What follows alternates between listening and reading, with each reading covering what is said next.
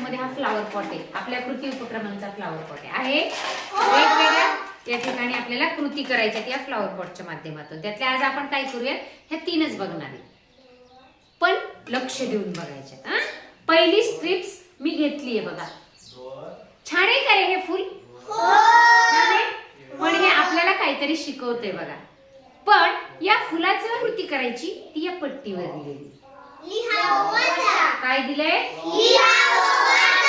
काय दिलंय? लिहिलं वाचलं तरच लिहिता येईल, लिहिलं तर वाचता येईल, काहीच नाही आलं तर काहीच यायचं. आता मधल्या गोलामध्ये काय लिहिलंय मला सांगा सगळ्यांनी? लिहिलंय. चला मी बोट ठेवते ते वाचा. फुलांचा. मी फक्त इथेच बोट ठेवलंय. फुलांचा. पुढं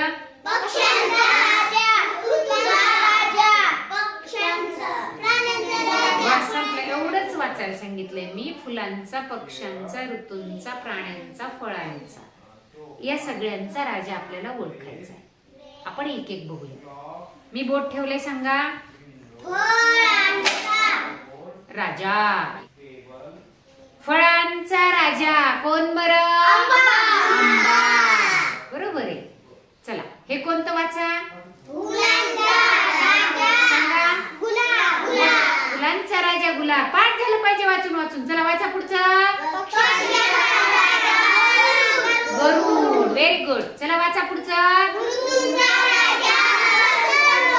इथे लक्ष दिलं तरच कळणार आहे. मी बोट ठेवल्यानंतर. हा, ऋतूंचा राजा कोण? आणि हा प्राण्यांचा राजा. प्राण्यांचा राजा कोण? आता बघा हे दुसरं फुल घेतलंय आपण. त्या दुसऱ्या फुलाच्या पट्टीवरती काय सूचना दिली? चला वाचा. सर्वनामाची वाक्य तयार करावं लिहा. म्हणजे ही स्ट्रिप्स आहे.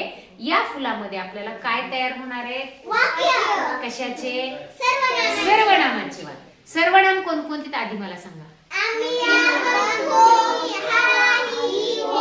हा, ही, हे, जो, जी, जे, तो, ती, ते, मी, मला, आपण, आम्हाला, तू, तुम्ही, तुम्हाला, हे सगळे स्वतः, कोण, कोठे, काय, केव्हा, कधी, हे सगळे काय आहेत? सर्वनाम. आले लक्षात?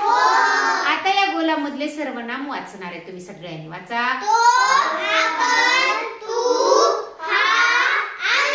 दिसतंय सगळ्यांना? आता एक वाक्य मी तयार करणार आहे, त्यानंतर तुम्ही करणार आहात का? तुम्ही करतायत? नाही करत? करतायत. चला वाचा.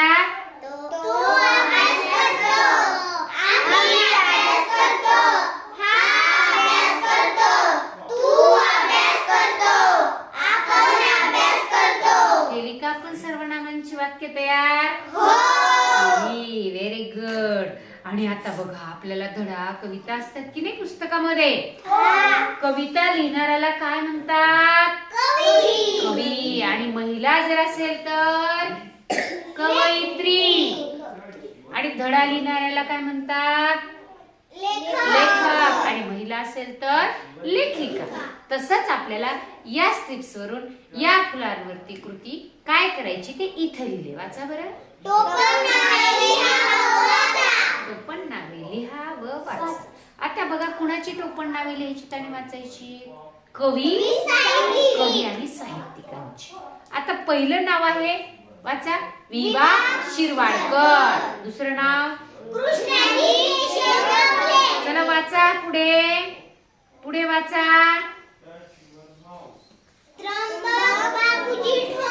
चला पुढे वाचा.